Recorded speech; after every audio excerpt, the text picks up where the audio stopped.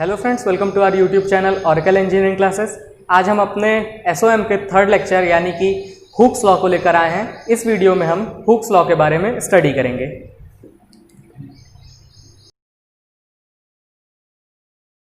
तो friends, Hooke's law जो है वो हमारा लीनियर इलास्टिक मटेरियल्स को या इलास्टिक मटेरियल्स के बारे में बताता है कि उनमें स्ट्रेस और स्ट्रेन किस तरह से एक दूसरे से इंटररिलेटेड होते हैं और एक दूसरे पर किस तरह से निर्भर करते हैं। तो हुक्स लॉ को जानने के पहले सबसे पहले हम हुक्स लॉ के अजम्पशंस के बारे में जान लेते हैं। अजम्पशंस, तो हमारा जो पहला अजम्पशन है यानी कि हमारी जो पहली मान्यता है उसके अनुसार हमारी जो बॉडी होगी वो समांग होगी, यानी कि बॉडी में जो केमिकल कॉम्पोजिशन होगा, chemical composition in the body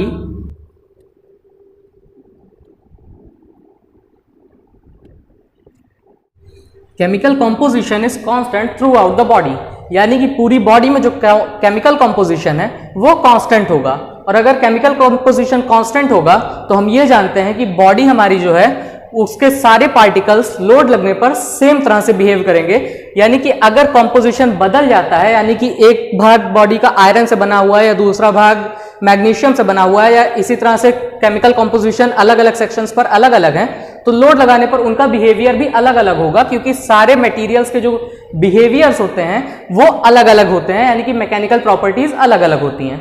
second assumption हमारा ये कहता है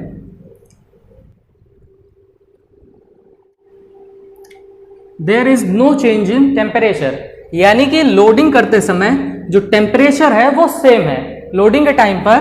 टेम्परेचर में कोई भी चेंज नहीं होता है।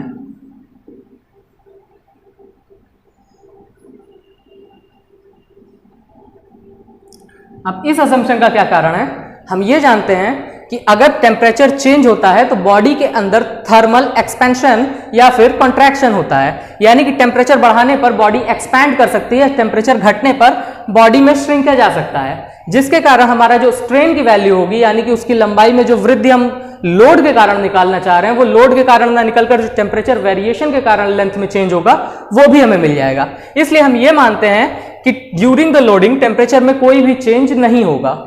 थर्ड असम्पशन हमारा ये कहता है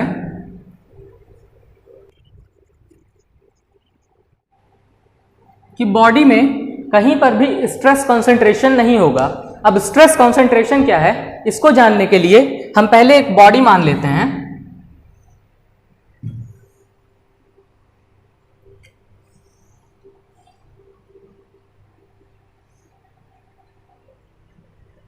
मान लेते हैं कि ये कोई बॉडी है हमारी और इसके ऊपर हम लोडिंग कर रहे हैं। अब अगर इसके ऊपर टेंसाइल फोर्सेस P और P एक्ट कर रहे हैं, अब यूं तो देखने पर हमें इसका ये ऊपरी सरफेस बिल्कुल चिकना दिखाई दे रहा है, लेकिन अगर इसी बॉडी को हम माइक्रोस्कोपिक लेवल पर जूम कर देखें तो हमें ये दिखाई देगा कि असल में ये बॉडी का सरफेस जो चिकना दिख रहा है वो बिल्कुल स्मूथ ना होकर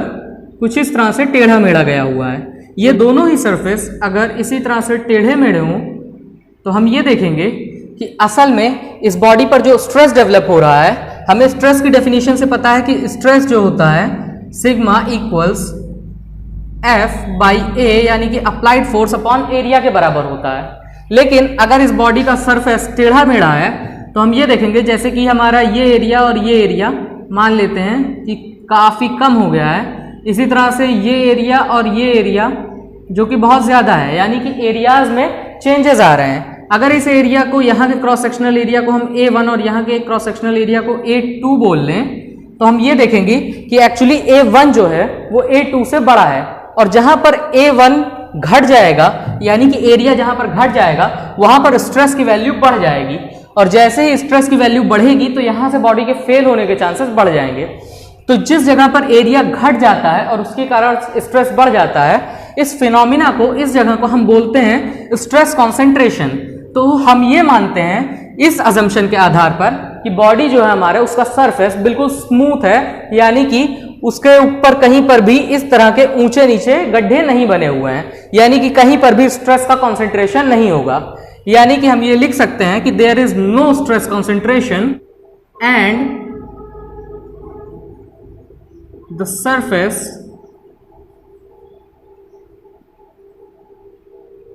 इज स्मूथ।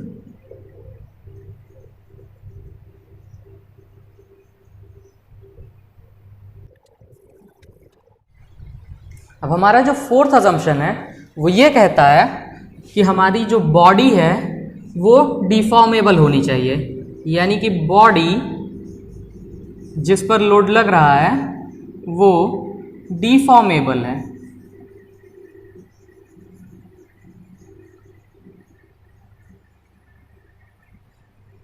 अब इसका क्या मतलब हुआ?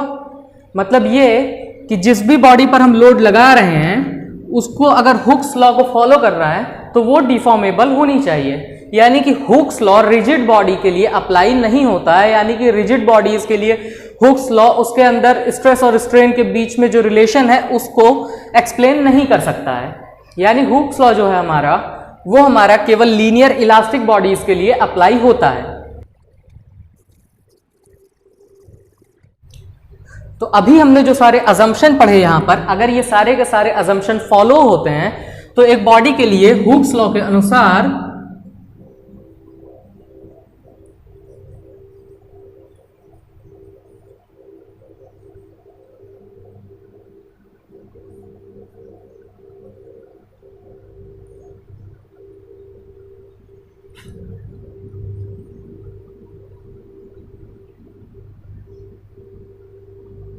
अकॉर्डिंग टू हुक्स लॉ हम ये कह सकते हैं कि उस बॉडी के अंदर जो स्ट्रेस डेवलप होता है, stress is directly proportional to strain, यानी कि बॉडी के अंदर जो स्ट्रेस डेवलप होगा वो स्ट्रेन के सीधे प्रोपोर्शनल होगा। यानी कि हम ये कह सकते हैं कि sigma will directly be proportional to epsilon, यानी कि स्ट्रेन। तो हमारे पिछले लेक्चर में हमने कई टाइप्स के डिफरेंट टाइप के स्ट्रेस और स्ट्रेन्स के बारे में पढ़ा हुआ था, जिसमें हम जानते हैं कि नॉर्मल स्ट्रेस और शीयर स्ट्रेसेस के बारे में हमने पढ़ा था। तो अगर नॉर्मल स्ट्रेसेस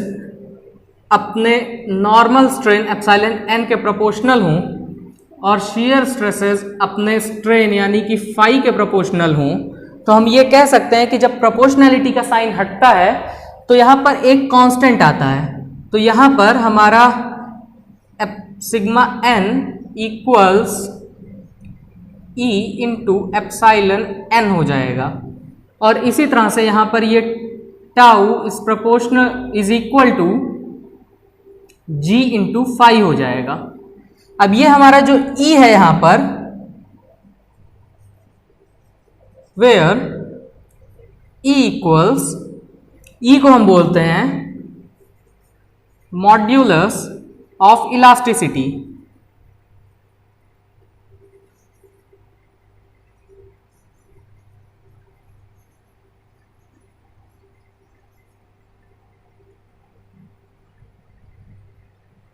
या फिर इसी को हम बोलते हैं यंग्स मॉड्यूलस।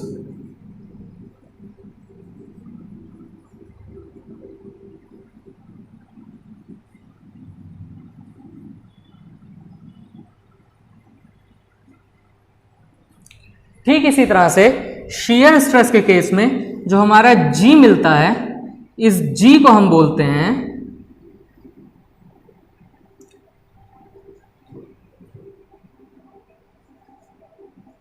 मॉड्यूलस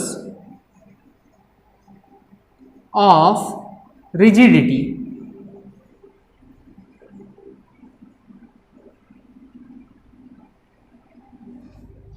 तो अभी तक इस वीडियो में हमने हुक्स लॉ के बारे में, इसके अजम्पशंस के बारे में और डिफरेंट टाइप के मॉड्यूलस के बारे में, यानी कि मॉड्यूलस ऑफ इलास्टिसिटी और मॉड्यूलस ऑफ रिजिडिटी के बारे में पढ़ा। अब इस वीडियो में आगे चलते हुए हम ये देखते हैं कि सिग्मा हमारा जो होता है ये डायरेक्टली प्रोपोर्शनल होता है एप्सिलॉन के, यानी कि स्ट्रेस जो होता है वो डायरेक्टली प्रोपोर्शनल होता है स्ट्रेन के। और हम जानते हैं कि जब हम यहाँ से प्रोपोर्शनैलिटी का साइन हटाते हैं तो यहाँ पर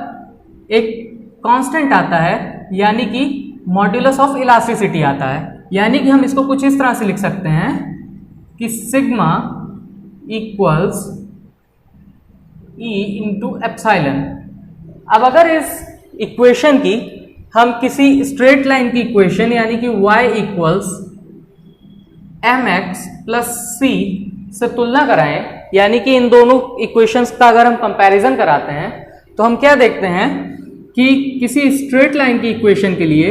यानी कि हमारी ये जो इक्वेशन है y equals mx plus c,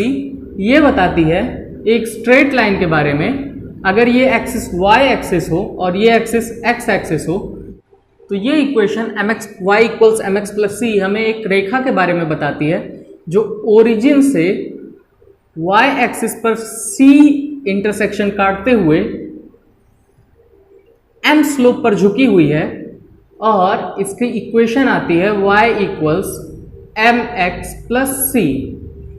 okay, so अगर इन दोनों इक्वेशंस की हम यहाँ पर कंपैरिजन करते हैं तो हम ये देखते हैं कि y की जगह पर हमें यहाँ पर सिग्मा मिल रहा है। तो इस जगह पर अगर हम सिग्मा को रखें और x एक्सिस पर x के यहाँ पर हमें एप्सिलॉन मिल रहा है, तो अगर इस जगह पर हम एप्सिलॉन को रखें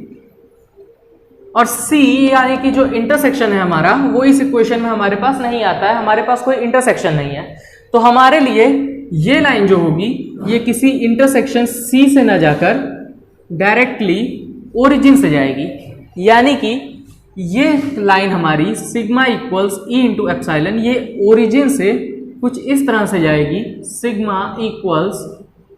ई इंटू एप्सिलॉन, जिसका स्लोप यहाँ पर कैपिटल ई के बराबर होगा। अब यहाँ पर जो हमारा ई मिल रहा है, इसके यूनिट की अगर हम बात करें तो हम देखते हैं कि ई इक्वल्स हम लिख सकते हैं सिग्मा अपॉन एप्सिलॉन, यानी कि स्ट्रेस अपॉन स्ट्रेन। हमें पता है कि स्ट्रेन की कोई भी यूनिट नहीं होती है, स्ट्रेन हमारी डिमेंशनलेस क्वांटिटी है, यानी कि अगर स्ट्रेन यहां पर डिमेंशनलेस हो जाता है तो हमारे पास ई की यूनिट के लिए सिर्फ स्ट्रेस बचता है, यानी कि ई की जो यूनिट होगी वो स्ट्रेस के बराबर यानी कि न्यूटन पर मीटर स्क्वायर या पास्कल, किलो पास्कल एक्सेट्रा होगी। अब हमने यहां पर देखा इस इक्वेशन में कि ये यहां पर स्ट्रेस डायरेक्टली स्ट्रेन के प्रोपोर्शनल होकर एक स्ट्रेट लाइन हमें दे रहा था, लेकिन हमें यह पता है कि हुक्स लॉ के अनुसार ये तब तक एक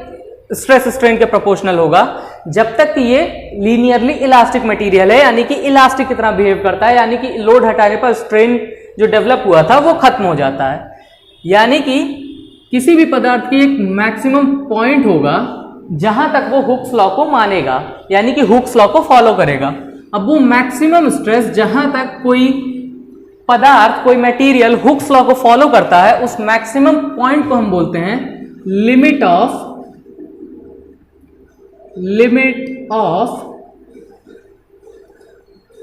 प्रोपोर्शनैलिटी।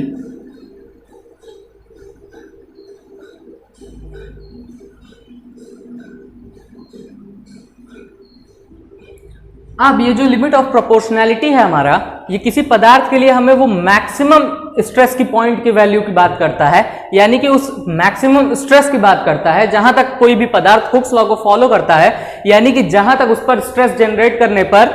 लोड हटाने के बाद स्ट्रेन गायब हो जाएगा, यानी कि उसमें जो डिफॉर्मेशन हुआ होगा वो खत्म हो जाएगा। इस लिमिट को हम बोलेंगे लिमिट ऑफ प्रोपोर्शनैलिटी। अब अगर हम दो ऐसे मटेरियल्स की बात करें जिनके लिए मॉड्यूलस ऑफ इलास्टिसिटी या यंग्स मॉड्यूलस की वैल्यू अलग अलग, यानी कि E1 और E2 हो, जहां पर E1 is greater than E2 हो, तो इनके लिए हम स्ट्रेस स्ट्रेन कर्व की बात करते हैं। तो अगर इसके लिए हम स्ट्रेस स्ट्रेन ग्राफ खींचेंगे तो हमारे पास y एक्सिस पर हमारे पास स्ट्रेस मिलेगा, हमें x एक्सिस पर स्ट्रेन मिलेगा, और अगर इन दो मटेरियल्स के लिए हम स्ट्रेस स्ट्रेन ग्राफ को खींचने की बात करें तो हमें पता है कि ये स्ट्रेस स्ट्रेन ग्राफ में हमारा जो मॉड्यूलस ऑफ इलास्टिसिटी या यंग्स मॉड्यूलस होता है, इसको अभी हमने देखा कि ये हमारा स्लोप को डिफाइन करता है, यानी कि स्लोप को बताता है, यानी कि E1 की वैल्यू जितनी ज्यादा होगी स्लोप की वैल्यू उतनी ज्यादा होगी। तो अगर हम दोनों लाइंस को खींचें, इनके लिए स्ट्रेस स्ट्रेन ग्राफ को खींचें, तो हम ये देखते हैं कि E1 का झुकाव ज्यादा होगा E2 से। ठीक है, यानी कि ये लाइन हमारी E1 को डिनोट करती है और ये वाली लाइन E2 वाले मटेरियल को डिनोट करती है। तो अगर इन दोनों पदार्थों के लिए हम बात करें स्ट्रेस स्ट्रेन ग्राफ की, तो हम दोनों पदार्थों पर मान लेते हैं कि एक सिमिलर वैल्यू का यानी कि सिग्मा 1 स्ट्रेस लगाते हैं, यानी कि लोड लगाने पर दोनों में सिमिलर स्ट्रेस सिग्मा 1 जनरेट होता है। तो वो पॉइंट जहां पर इन दोनों में सिग्मा 1 स्ट्रेस जनरेट होगा, अलग अलग मॉड्यूलस ऑफ इलास्टिसिटी होने के कारण इनके अंदर जो स्ट्रेन डेवलप होगा वो हमें ग्राफ से दिखता है। अगर हम इसको नीचे की ओर कट करें तो हमें स्ट्रेन्स की दो अलग अलग वैल्यू यानी कि एप्सिलॉन 1 और एप्सिलॉन 2 मिलती हैं। अब इससे पता क्या चल रहा है कि सिमिलर सिग्मा 1 यानी कि सिमिलर स्ट्रेस के लिए केवल यंग्स मॉड्यूलस अलग अलग होने पर दोनों में स्ट्रेन अलग अलग जनरेट हो रहा है। कैसे जनरेट हो रहा है, हम ये देखते हैं कि E1 की वैल्यू जो है वो E2 से ज्यादा है, तो E1 में जो स्ट्रेन होता है वो कम डेवलप होता है। यानी कि मॉड्यूलस ऑफ इलास्टिसिटी की वैल्यू जितनी ज्यादा हम बढ़ाते जाते हैं, हमारा स्ट्रेन की वैल्यू उतनी ही कम होती जाती है। इसका मतलब है कि हमारा ये जो मॉड्यूलस ऑफ इलास्टिसिटी है, ये हमारा रिजिडिटी, किसी भी पदार्थ के डिफॉर्म ना होने की जो प्रवृत्ति होती है, प्रॉपर्टी होती है, यानी कि अपने डिफॉर्मेशन में वो जो चेंजेस को रोकता है, उसको हम रिजिडिटी बोलते हैं। तो अगर हम ये देखते हैं कि यंग्स मॉड्यूलस की वैल्यू जितनी ज्यादा होगी, रिजिडिटी भी उतनी ही ज्यादा बढ़ती जाएगी।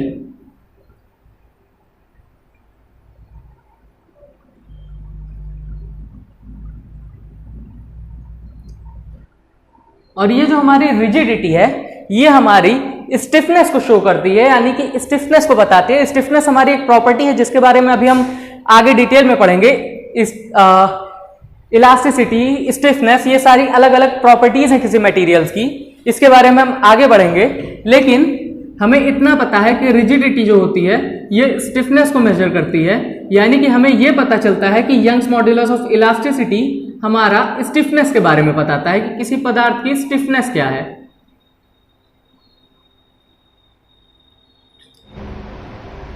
तो अभी तक हमने यहाँ पर E के बारे में यानी कि मॉड्यूलस ऑफ इलास्टिसिटी के बारे में काफ़ी कुछ पढ़ा, इसकी यूनिट्स के बारे में पढ़ा, ये किस चीज़ का मेजर करता है यानी कि स्टिफनेस को नापता है, इसके बारे में हमने पढ़ा, और E के बारे में काफ़ी कुछ अभी हमने पढ़ा। अब ज़रा हम E की परिभाषा के बारे में देखते हैं, यानी कि मॉड्यूलस ऑफ इलास्टिसिटी की परिभाषा के बारे में देखते हैं। तो अगर हम मॉड्यूलस ऑफ इलास्टिसिटी की परिभाषा के बारे में देखें तो हमें फॉर्मूले से पता है कि E equals sigma upon epsilon होता है, यानी कि modulus of elasticity equal stress upon strain होगा। तो अगर इस इक्वेशन में हम एप्सिलॉन इक्वल्स 1 रख दें, यानी कि स्ट्रेन की वैल्यू को 1 रखें, यूनिट रखें, तो हमें E की वैल्यू जो मिलती है वो सिग्मा के बराबर मिलती है। यानी कि हम ये कह सकते हैं कि किसी ऐसे मटेरियल पे, यानी कि किसी मटेरियल पे जब लोड लगाया जाता है तो स्ट्रेस के कारण उसमें अगर यूनिट स्ट्रेन डेवलप होता है, यानी कि इकाई स्ट्रेन डेवलप होगा, तो उस पदार्थ का जो यंग मॉड्यूलस की वैल्यू होगी वो स्ट्रेस के बराबर होगी। या फिर इसको दूसरे तरह से अगर हम देखें तो हमें पता है कि हमारे जो एप्सिलॉन होता है, ये एप्सिलॉन की वैल्यू हमारी डेल्टा L बाई L के बराबर होती है। तो अगर हमें एप्सिलॉन को यूनिट लेना है यानी कि 1 लेना है, तो हम ये देखेंगे कि डेल्टा L और L की वैल्यू बराबर होनी चाहिए, तभी तो इसकी वैल्यू 1 आएगी। यानी कि अगर हम यहां पर डेल्टा L इक्वल्स L रख दें, यानी कि उसमें जो विकृति हुई है वो हमारी एक्चुअल लेंथ के बराबर हो जाए, तो हम देखेंगे कि स्ट्रेन की वैल्यू 1 आती है। यानी कि दूसरी परिभाषा से हम ये कह सकते हैं कि कोई ऐसा पदार्थ जिस पर लोड लगाने पर उसके अंदर स्ट्रेन के कारण उसकी लेंथ डबल हो जाए, यानी कि जो पुरानी लंबाई थी और स्ट्रेन जो डेवलप हुआ है वो दोनों एक दूसरे के बराबर अगर हो जाएंगे, तो स्ट्रेन और इनिशियल लेंथ दोनों को मिलाने पर लेंथ डबल ही तो हो जाएगी। तो कोई ऐसा पदार्थ जिस पर लोड लगाने पर स्ट्रेन के कारण उसकी लेंथ डबल हो जाए, उस स्ट्रेस की वैल्यू को हम यंग्स मॉड्यूलस के नाम से जानते हैं। अब हम यहाँ पर कुछ पदार्थों के स्ट्रेस स्ट्रेन कर्व्स की या स्ट्रेस और स्ट्रेन के बीच में जो ग्राफ खींचा जाता है उसके बारे में बात करते हैं। लेकिन उसको जानने से पहले सबसे पहले हम जान लेते हैं कि इलास्टिक और प्लास्टिक मटेरियल क्या होते हैं। तो इलास्टिक मटेरियल के बारे में हमें पता है कि इलास्टिक मटेरियल वो मटेरियल होते हैं जिनके ऊपर लोड लगाने पर जो स्ट्रेन आता है, अगर हम लोड को हटा दें तो वो स्ट्रेन गायब हो जाए, यानी कि पदार्थ हमारा इनिशियल लेंथ में वापस आ जाए, यानी कि उसकी शेप और साइज रीगेन हो जाए। तो हमारे इलास्टिक मटेरियल ऐसे मटेरियल होते हैं जो अपने शेप और साइज को रीगेन कर लेते हैं। लेकिन इसी तरह से जो हमारे प्लास्टिक मटेरियल होते हैं वो ऐसे मटेरियल होते हैं जिनके ऊपर अगर हम लोड लगाएं तो उसके अंदर जो स्ट्रेन डेवलप होता है वो स्ट्रेन परमानेंट हो जाता है, यानी कि लोड हटा लेने पर भी उसके अंदर वो स्ट्रेन बना रहता है। यानी कि ऐसे पदार्थ जो लोड हटाने के बाद अपने शेप और साइज को रीगेन ना कर पाए, ऐसे पदार्थों को हम प्लास्टिक मटेरियल कहते हैं। तो इसी के आधार पर हम कुछ पदार्थों के लिए स्ट्रेस स्ट्रेन ग्राफ की बात करते हैं, जिसमें हमारा सबसे पहला होगा linear elastic material.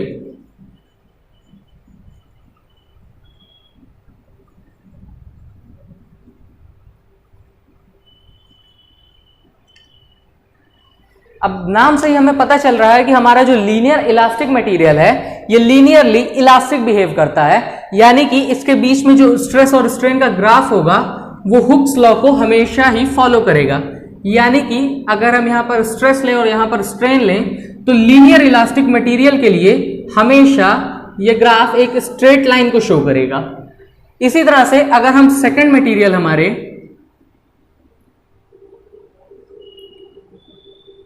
Ideal rigid material की बात करें, यानी कि आइडियल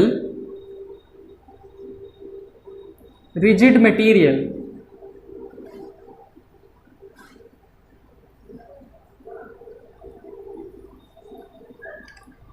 तो हमें यह पता है कि रिजिड मटेरियल हमारे जो होते हैं वो अपने शेप में किसी भी तरह के परिवर्तन का विरोध करते हैं, यानी कि किसी भी तरह के स्ट्रेन को डेवलप होने नहीं देते हैं। यानी कि रिजिड मटेरियल में, हमारे आइडियल रिजिड मटेरियल में स्ट्रेन की वैल्यू जो होगी वो हमेशा जीरो होगी। यानी कि अगर हम फॉर्मूले से देखें तो हम ये देखते हैं कि sigma equals E into epsilon होता है। तो अगर स्ट्रेन की वैल्यू जीरो हो तो सिग्मा की वैल्यू हमेशा जीरो आएगी, यानी कि सिग्मा की वैल्यू एक कांस्टेंट वैल्यू आएगी। तो अगर हम इस दोनों के बीच में एक ग्राफ प्लॉट करें, यानी कि स्ट्रेस और स्ट्रेन के बीच में किसी आइडियल रिजिड बॉडी के लिए ग्राफ प्लॉट करें, तो हमें ऐसा पॉइंट कहां पर मिलेगा जहां पर स्ट्रेन की वैल्यू लगातार जीरो आती रहे, यानी कि उसके अंदर कोई भी स्ट्रेन डेवलप ना हो। तो ये हमारा y एक्सिस यानी कि स्ट्रेस की एक्सिस होगी, जहां पर कोई भी स्ट्रेन डेवलप नहीं होगा। अब ये जो हमारा ग्राफ फॉलो कर रहा है, यानी कि ये लाइन जब y एक्सिस से कोइंसाइड कर जाएगी तो इस ग्राफ को हम बोलेंगे आइडियल रिजिड मटेरियल के लिए स्ट्रेस स्ट्रेन ग्राफ। अब हम अपने तीसरे पदार्थ की बात करते हैं, यानी कि आइडियल प्लास्टिक मटेरियल।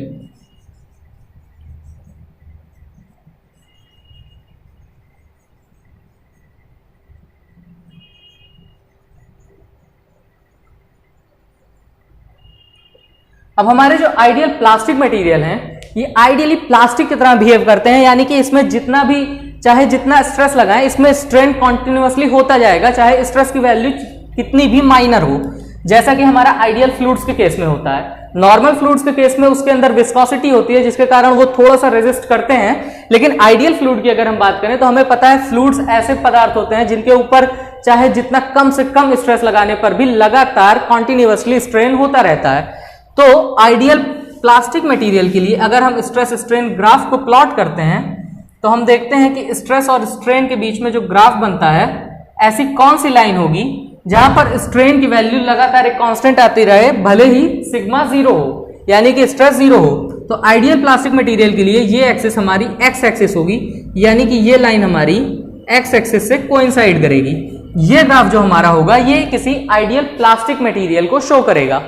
अब हमारे फोर्थ टाइप को, यानी कि इलास्टो प्लास्टिक मटेरियल की बात करते हैं। इलास्टो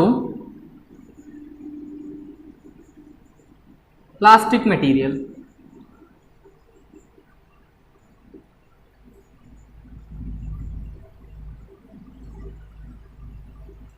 अब हमारे जो इलास्टो प्लास्टिक मटेरियल होते हैं ये ऐसे पदार्थ हैं जो कुछ दूरी तक तो इलास्टिक की तरह बिहेव करते हैं, यानी कि कुछ लिमिट तक, कुछ एक मैक्सिमम लिमिट होती है जहां तक स्ट्रेस जनरेट होने पर वो इलास्टिक की तरह बिहेव करेंगे, यानी कि उस वहां तक लोड हटाने पर वो अपने शेप और साइज को वापस गेन कर लेंगे। लेकिन उससे ज्यादा स्ट्रेस अगर डेवलप हो गया तो उसमें जो डिफॉर्मेशन होगा वो परमानेंट हो जाएगा। ऐसे मटेरियल्स को हम इलास्टोप्लास्टिक मटेरियल कहते हैं। तो अगर इसके लिए हम स्ट्रेस और स्ट्रेन के बीच में ग्राफ प्लॉट करते हैं, यानी कि सिग्मा और एप्सिलॉन के बीच में अगर हम ग्राफ प्लॉट करें तो हमें पता है कि ये एक इलास्टोप्लास्टिक मटेरियल है, यानी कि ओरिजिन से एक लिमिट तक ये एक स्ट्रेट लाइन को फॉलो करेगा जो कि हमारा हुक्स लॉ को, यानी कि लिमिट ऑफ प्रोपोर्शनैलिटी तक सीधी जाएगी। लेकिन लिमिट ऑफ प्रोपोर्शनैलिटी के बाद ये प्लास्टिक की तरह बिहेव करेगा, यानी कि एक प्लास्टिक बिहेवियर को शो करेगा, और ये लाइन यहां से कुछ झुक जाएगी या फिर कर्व हो सकती है या फिर किसी और तरह से, या फिर ये लाइन यहां से स्ट्रेट भी जा सकती है। इस तरह का ग्राफ अगर हमें मिलता है तो इसको हम बोलते हैं इलास्टोप्लास्टिक मटेरियल। अब जो हमारा लास्ट टाइप है हमारे पास, यानी कि फिफ्थ, जिसको हम बोलते हैं रिजिड प्लास्टिक या परफेक्टली प्लास्टिक मटेरियल, यानी कि रिजिड प्लास्टिक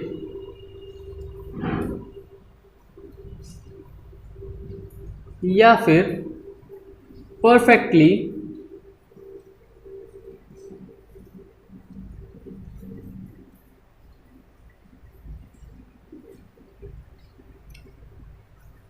प्लास्टिक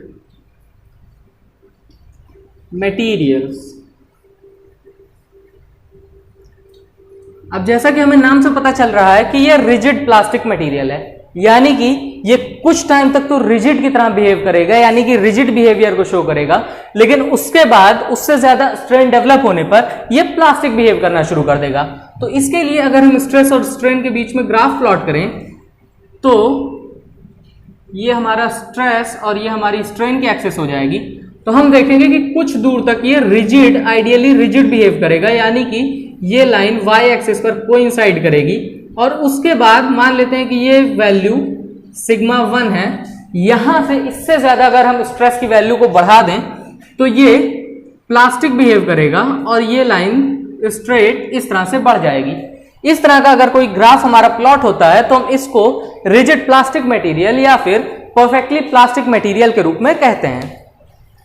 तो आज के वीडियो में हमने अभी तक यंग्स मॉड्यूलस के बारे में, हुक्स लॉ के बारे में काफी डिटेल में पढ़ा। अपने नेक्स्ट वीडियो से हम मैकेनिकल प्रॉपर्टीज के बारे में, यानी कि इलास्टिसिटी के बारे में, स्टिफनेस के बारे में और उस अदर प्रॉपर्टीज के बारे में स्टडी करेंगे। तब तक के लिए अगर आपके पास कोई क्वेरीज हैं या सब्जेक्ट से रिलेटेड कोई सजेशन है या फिर वीडियोस से रिलेटेड हमसे कोई क्वेश्चन है तो आप उसको कमेंट बॉक्स में या फिर हमारे फेसबुक पेज पर पूछ सकते हैं हमसे। तब तक के लिए थैंक यू।